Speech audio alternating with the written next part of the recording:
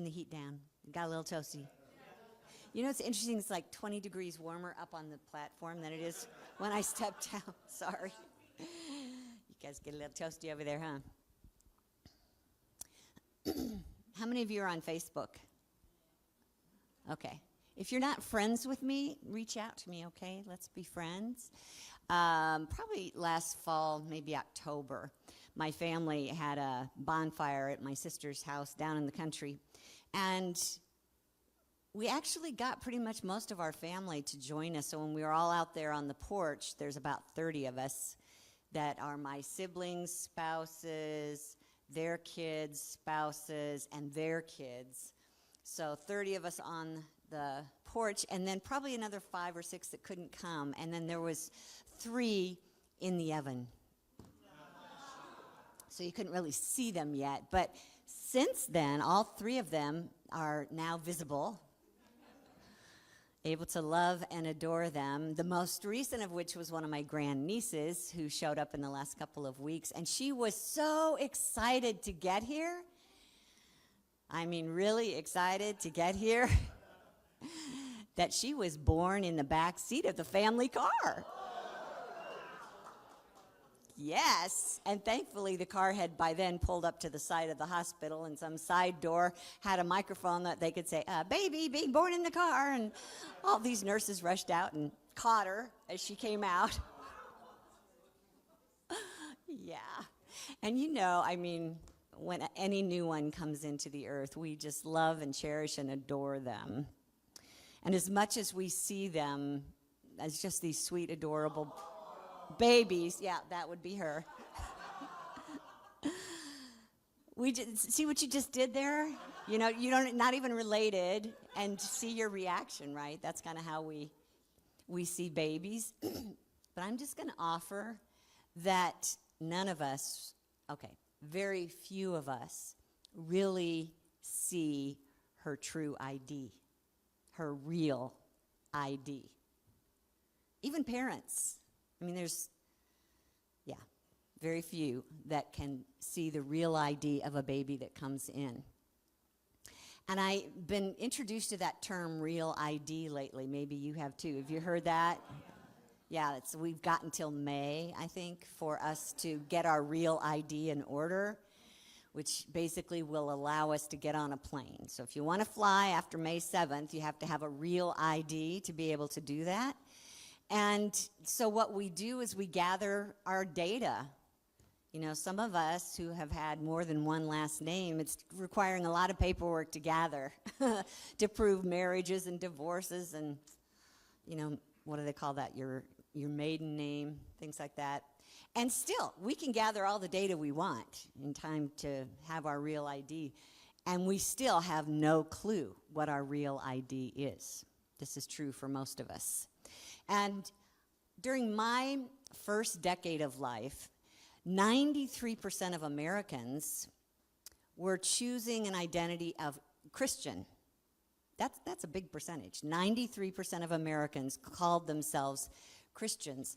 And early on, because I've had this experience myself, we were taught what that identity is. And just a few statements that come out of the traditional point of view there was that I was a sinner and I was evil.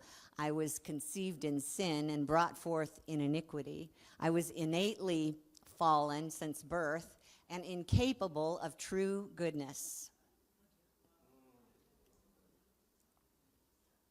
And when 93% of us believe that, then it's going to seep into the collective consciousness. So at some point, most of us will have that belief of not enough.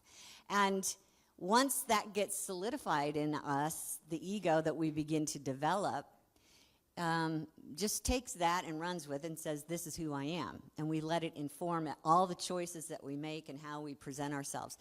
It doesn't take babies to get very old before they start noticing the people around them and what they're doing and how they're treating themselves and others, and they learn from them, but still on that basis of, you know, incapable of true goodness. So it's just, you know, it's the way I am. There's nothing I can do about that. That's kind of what we are taught and we come to believe. And, some of the things that we do is compare ourselves to others and keep using that I'm only human excuse so that if we make mistakes, that's why. Sorry. And did you know that also studies are showing that 85% of Americans today have low self-esteem? Wow, that's a lot.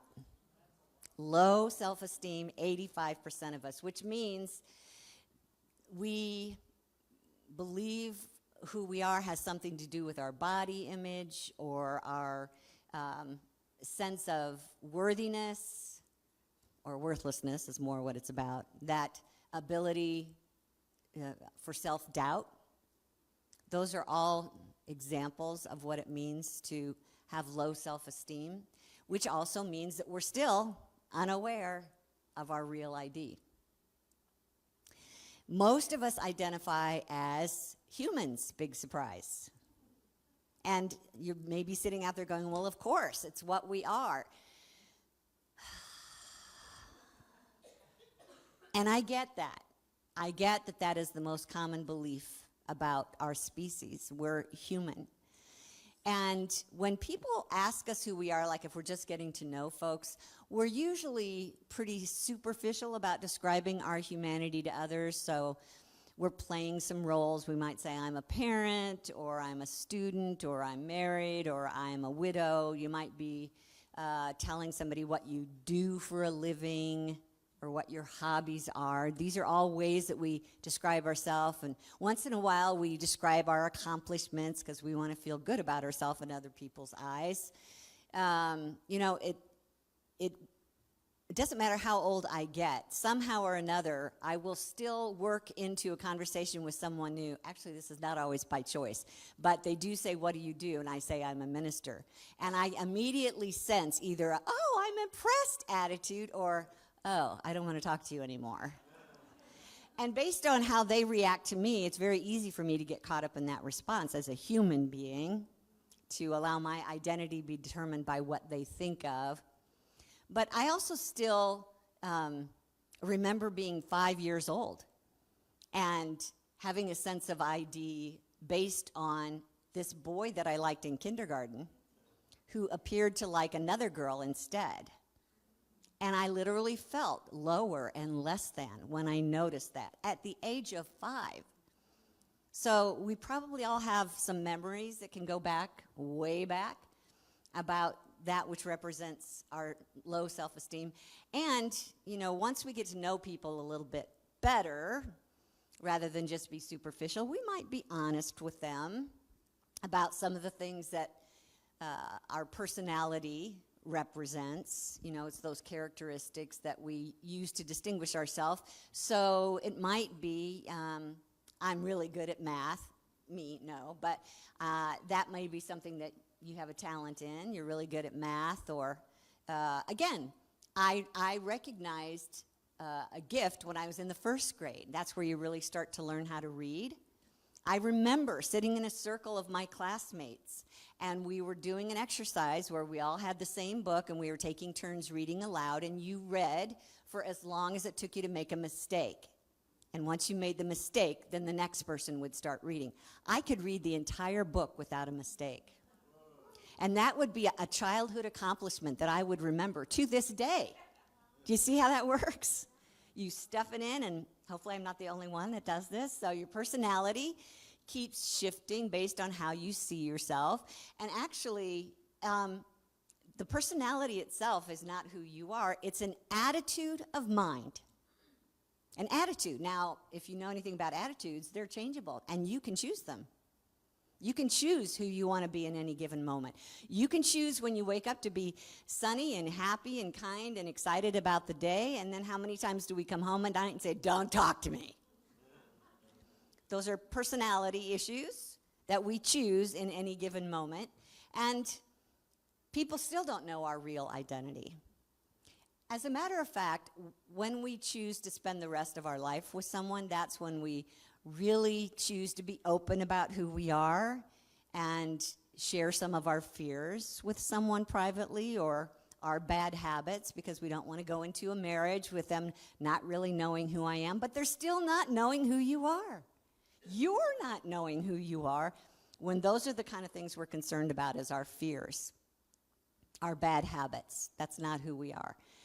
And this is how, when we're talking about what is unity, and today we're focusing on our real ID, our point of view from unity is based on what we believe to be spiritual truth. Who are we? What are we? We're basing our opinion on spiritual truth. Now, we got to thank the Apostle Paul in the scriptures for doing a lot of work in supporting those ideas of you're not inherently good, you're inherently evil. We're more interested in Jesus and what he had to say as our way shower. We think he's a wonderful, full demonstration of his real ID, and he came to show us how to do that as well.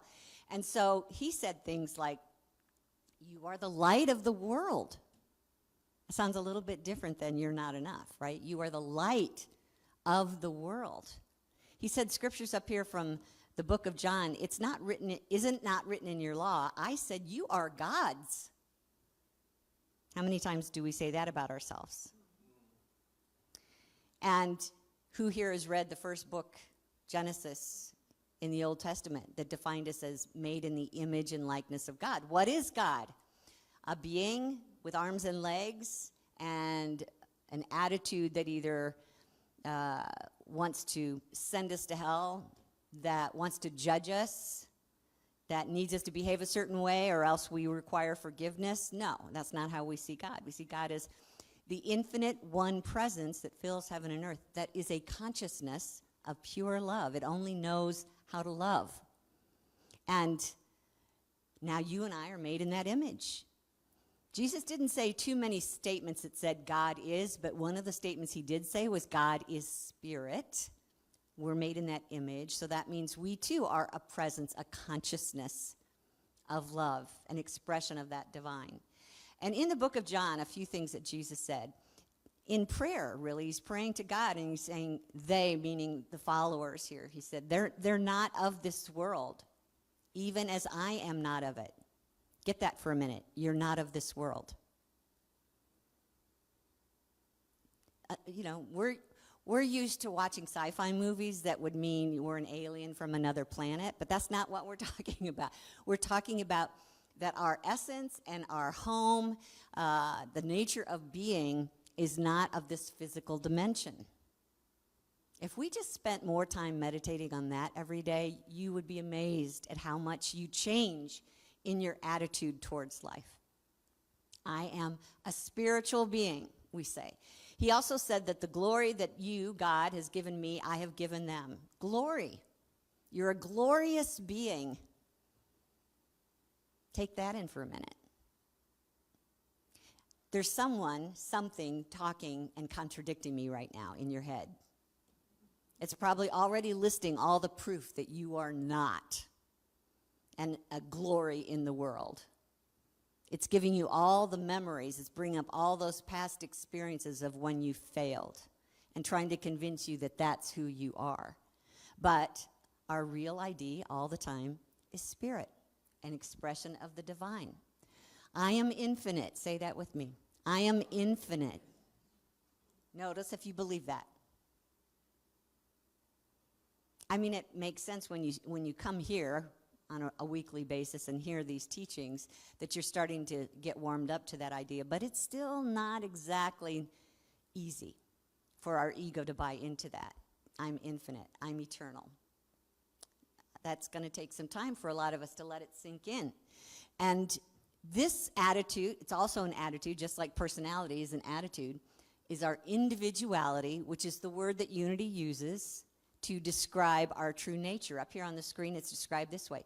Individuality is the personal, unique manner in which each individual expresses the universal Christ idea. So, for instance, Jesus had his own personal, unique manner, individualizing God, expressing as him. And we call that perfection, that wholeness of our true self, as the Christ. And that Christ represents all divine ideas. And that's the Christ that is expressing as you and me individually and uniquely. So personality is an attitude of mind that we learned from birth. We let it be informed by what we can feel and touch and see and hear. And we also let the ego determine from moment to moment which personality we should be living from in any given moment. And the number one flaw that our personality lives from is the belief that we are separate from God. We are separate from God, and we are separate from each other. That's the belief of the ego, what we call error consciousness. But in any given moment, our individuality is available to demonstrate itself if we will choose that attitude of mind. So keep this in mind. Nothing extraordinary needs to happen to us to live from our individuality. We just make a choice in the moment. And remember, I am spirit, I am eternal. Now how do I want to behave? Now what do I want to believe? What do I want to put my faith in? How can I more fully demonstrate that Christ presence in me and express my divine potential? That's something we can choose moment to moment. And when we choose it, we're living from our real ID. That's who we really are. Lao Tzu, who was the founder of Taoism, said that knowing others is intelligence. You know, we gather information, we gather data, we form opinions about others. We call that intelligence. But knowing yourself is true wisdom. Mastering others is strength. Mastering yourself is true power. So to help out today, I just want us to take a minute to take a look at characteristics of the personality versus how our real ID expresses as spirit. So you can start to get a clue what attitude you're choosing in any given moment. So up here, let's just pop them all up here on the screen, please, Christina.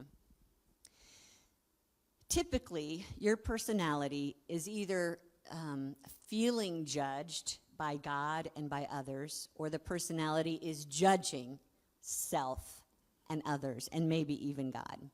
We're critical of self and others. We're feeling ashamed about ourselves. You're probably living from personality when you feel like you need to defend yourself, protect yourself, be selfish to get your needs met, all the while feeling unclear about the best paths to choose, feeling intimidated by the other ways that people are living. The personality is self-absorbed. What do I need right now in this moment to get everything to work out for me, even if it means harming or depriving someone else? It's self-absorbed. And when things don't go that way, we become the drama queen. We're also a personality expressing when we're acting like a dictator, demanding our way, being hostile towards other people. And we've pretty much convinced ourselves as a personality that the way to experience good in our life is to work really hard till we're exhausted, overwork even, pile up a ton of money, make sure that everyone approves of us, and then a couple shots of Botox won't hurt. Your personality is usually suspicious, especially about newcomers or people that look different or act different. We might agonize from moment to moment about whether we're doing the right thing or whether we're ever going to get to be able to do the right thing. Our energy, a personality energy, is more dissonant. It's more negative. It's more fear-based. It's even demoralizing. So we probably can all relate to at least one of those characteristics. And let me just remind you, those personality characteristics are attitudes of mind that you are choosing. Now, technically, your subconscious is choosing, but you chose them first, or they wouldn't have wound up in the subconscious. So at some point, you have made these a habit in your belief system that this is the way I have to behave. Store it, and then the next time that you're confronted with a similar situation, it will pop out as words out of your mouth before you can even understand why. The personality behaves in such a way that it's easily influenced by the sense consciousness. That's what we talk about in Unity, the sense man, the physical being, the 5 physical senses. So when we look with our eyes and we see someone else getting more rewards than we do. That's how the personality behaves, is keep checking in with what we see or what we hear people say. And it's very common for the personality, the ego, to need to be approved by others, to match up, to compare, so that we're never seen as less than. The personality will not only live from that subconscious history and keep repeating patterns over and over again, but it's like you are an autopilot, like you're a robot. And you're literally empty of life. How many times have you come across a person where you look in their eyes and there's just nothing there? Do you know what I mean by that? There's no real energy, there's no real engagement, there's no real enthusiasm for life. That's because we're probably on autopilot or robotic and letting the ego guide us, already telling us there's no use trying. And we've heard that for so long. The ego really is just a role that we're playing, that we've learned over time, that we've stored, and we keep repeating the lines. Don't even have to think about it, just automatic. So you can probably relate to any one of those as a demonstration of your human ID, and that's not who you really are. Our individuality, our real ID, is expressing differently because basically it's God expressing. And it's also an attitude that we can choose if we remember. So number one is there's no other power here, there's no other presence here, so that means everything here is one. Everybody is one. God and I are one. So there's nothing out there that's trying to take my good from me, because it's all good and it's all God, including me. We know we're one. We know we're not separated from God. The other nice thing about our individuality is it's intuitive. One mind, which means we have access to whatever it is that Spirit wants us to know if we choose that attitude. If we create an environment where we can be still and trust and look forward to information from our heart. Living from the heart is an expression of our divine nature. It's when you're being genuine and authentic and comfortable with yourself that you are demonstrating your individuality. You can tell the difference between false error and what rings true, because you are that higher consciousness. You're the type of person that expresses from the divine in such a way that you're lighthearted, that you laugh at mistakes, that you don't take life too seriously, that you're affirming who you are instead of denying who you are, and that when you're faced with chaos, the individuality in you just calmly and clearly rises above, gets still, opens up the heart, listens, responds instead of reacts. And one of the really fun things about our individuality is that it is the creative nature in us.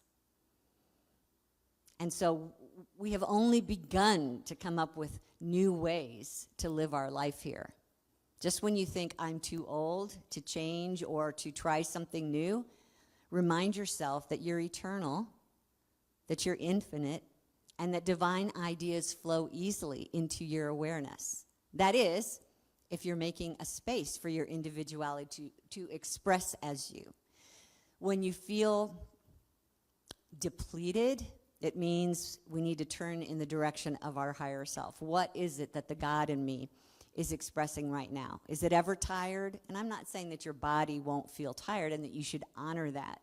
But if your whole attitude about life is tired, don't give up. Because if you can move into your individuality, it will have the life force that you need and that you're looking for a more youthful, optimistic experience of life. An attitude that we choose. You will find as the expression of the Christ that you will affirm yourself instead of deny or accuse or judge yourself. And your purpose in life is seeking out meaningful goals, not just physical contributions that you're storing up somewhere for a rainy day, but that your reason for getting up in the morning is something deeper than just trying to fit in. It's actually being a presence of love and acceptance for the world around us. Another attitude that we can choose, that chooses to love unconditionally, that chooses to accept others and ourselves for who we are. That's the way that divine consciousness in us works. And our very beingness is goodness. When someone tells you, even in your religion, that there is no inherent goodness in you, you're saying, well, that's an attitude I could choose, but it's not my real ID. My real ID is goodness. And so we treat ourselves and others from a positive point of view. We're kinder to one another. We're enthusiastic about life. And you know what? It's the individuality in us that's present in the moment. So how do we go from personality to individuality? We express that real ID from day to day, from moment to moment, through the practice of self-awareness. And self-awareness comes through self-observation. Give me an example of what self-observation might look like in this story. Shout it out.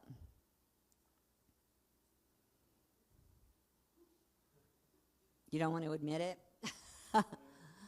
What does self-observation mean?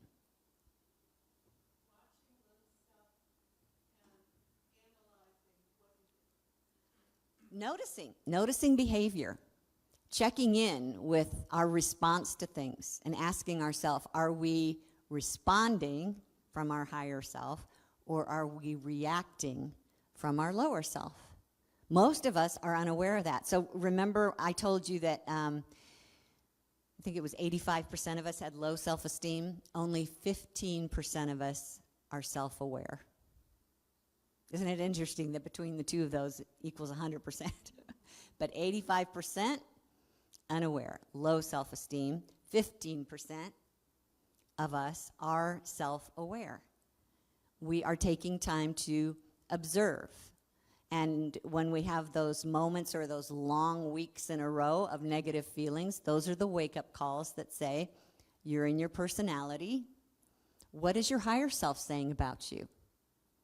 To start to become more aware of the habits and the patterns that keep showing up in you that don't feel good. And that, again, you can choose something else. So the way that Paul said it in the Romans, he said, unlike the culture around you, always dragging you down to its level of immaturity, God brings the best out of you and develops well-formed maturity in you.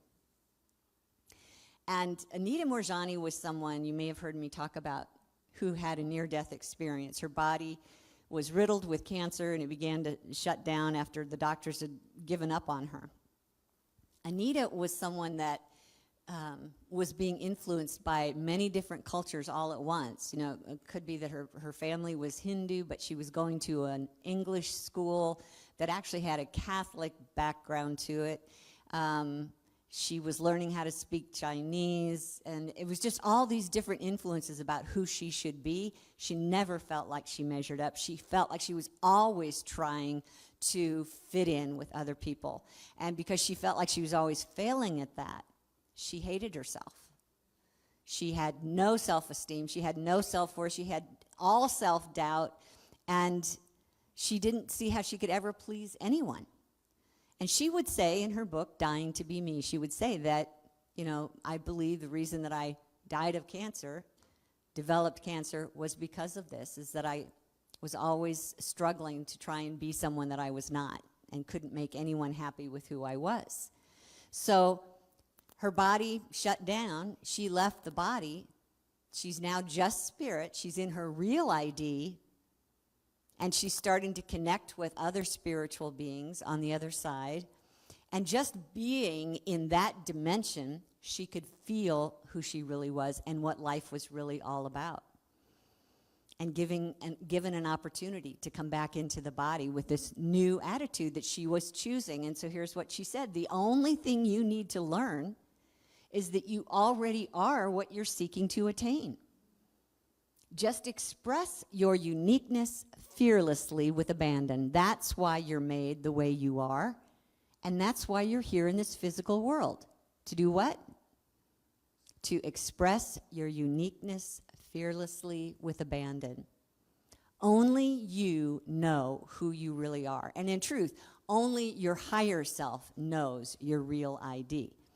It's going to take some time, some self-awareness, and some self-observation for you to get that into your conscious awareness and then drop it down into your subconscious awareness so that it begins to be a habit of knowing who you really are and living that joyfully with abandon, being your unique self, your unique expression of the divine. And there's all kinds of ways to get better at that. One of the things I recommend is that you pay attention to when you're experiencing joy in life and continue to do that which brings you joy. That's an example for you that your higher self is finding joy in this, and keep it up. When you're feeling good, it means you and your higher self are aligned. Keep it up. Make peace with the human thoughts, as judgmental as they can be. Don't take them seriously. Just remind yourself, oh, that's just my ego. That's normal. It's just behaving as it normally does. I completely get it, but that's not who I am. And I do not have to live from my ego's point of view. And at the same time, cherish that ego. Send it love. The more it can feel assured and calm in your presence, the more it will give way to the higher self in you. So make sure that love is present. And when you're facing those challenges in life that Jesus promised we would, try a lighter spirit. You know, one of our values here in Unity is humor. Just treat things with a little bit of a smile, maybe even a laugh. Oh, that's my human again. No big surprise. Good thing I have a choice here. And this is your opportunity to remember you volunteered for this experience. Send me in, Coach. I am ready to be another unique expression of the divine.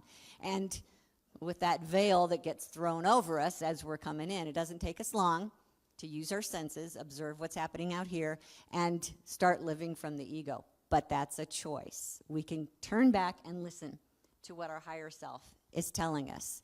And that when those negative emotions come up, especially ones that keep showing up on a regular basis, let that be a little flag that says, uh-oh, ego's trying to take charge again.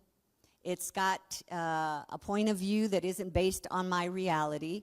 And then you might want to do some automatic writing or use some heart math techniques, which is basically just starting by being alone, getting quiet, breathing with your attention down here in your heart instead of up in your head. So bring your attention down to your heart and do some breathing, feeling it move through the heart, and then thinking about things that you appreciate, that make you feel good. Who do you love? Where do you like to be in nature that feels good? And you will literally feel the warmth of your heart start to expand in you as you do that for several seconds or minutes.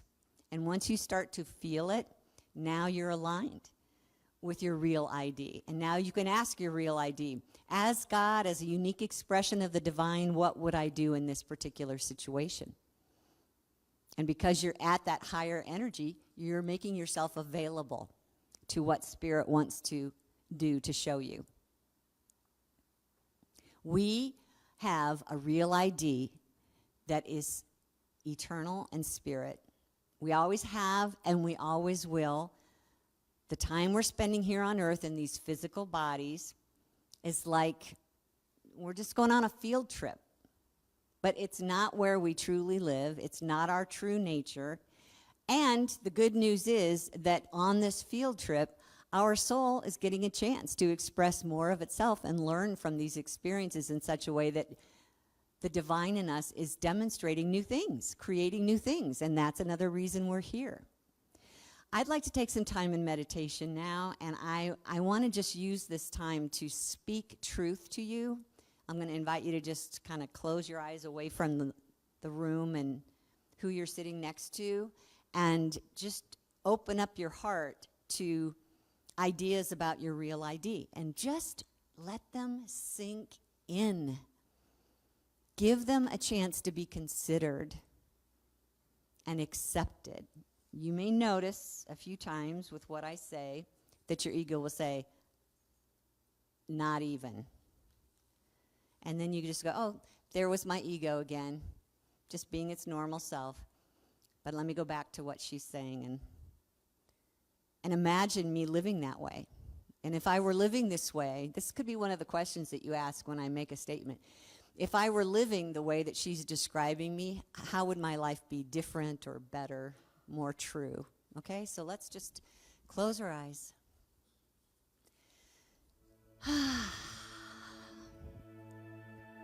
Take a deep breath. Drop your attention down into your heart.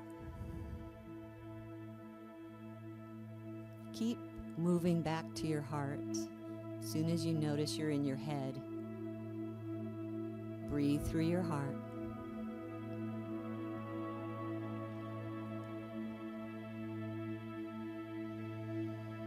Take a minute to think of what you love in this world. If it's a person, family, pets, feel that love for them. Or your favorite place in nature, vacation.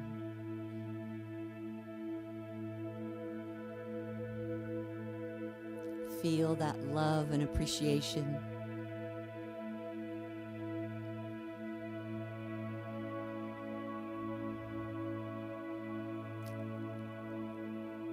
Know this truth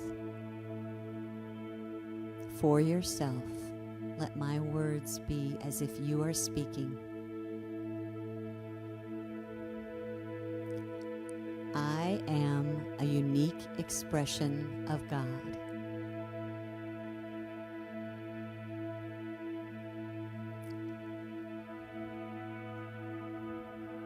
I am a unique expression of God.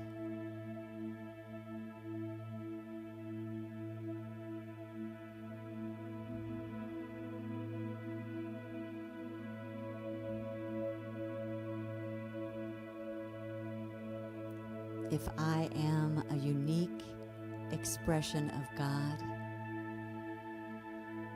how would my life change? How would I change?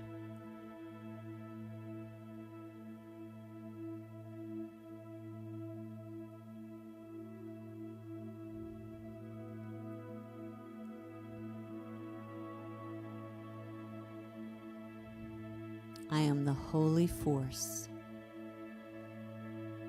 having a human experience.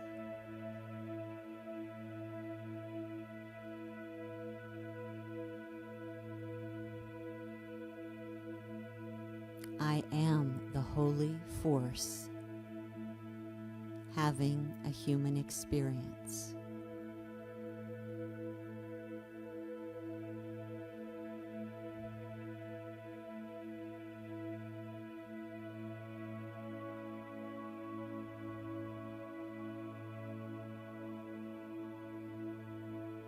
I am a spark of the divine, shining my light as my unique self. I am a spark of the divine, shining my light as my unique self.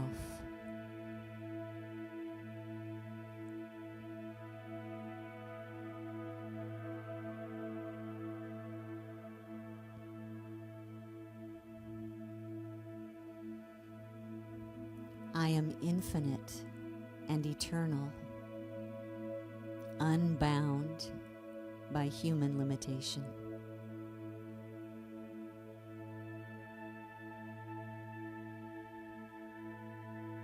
And if I am infinite and eternal, what does it look like or feel like to be unbound by human limitation?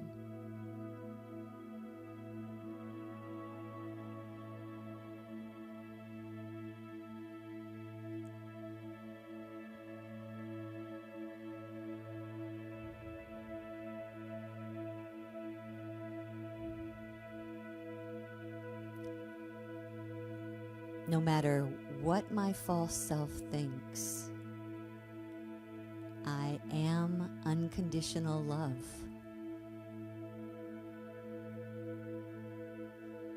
loving myself completely, loving others completely.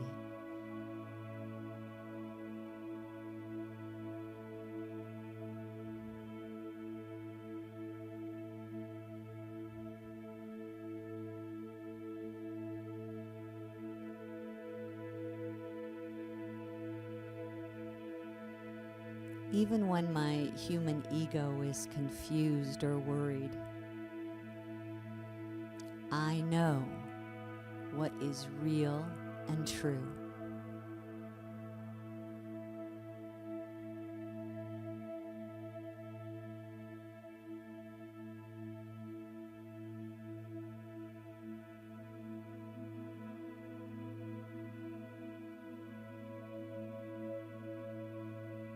Even in the midst of chaos or uncertainty, I am the calm, clear peace that passes all understanding.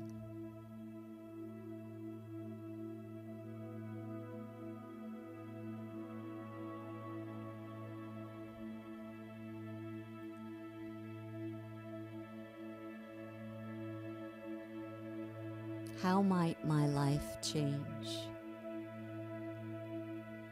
when I choose to be the calm peace that passes understanding?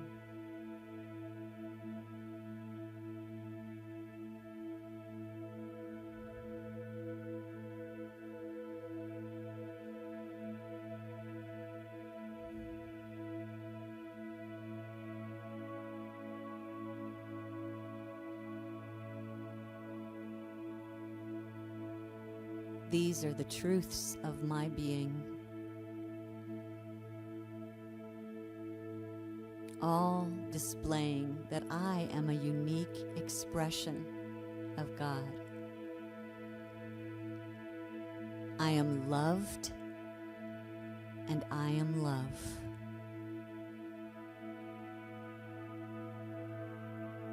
One with the one presence and power that is only good.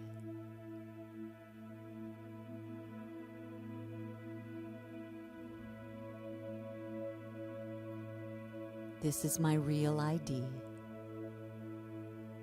that will never change, and so I allow it to be me. And so it is. Amen.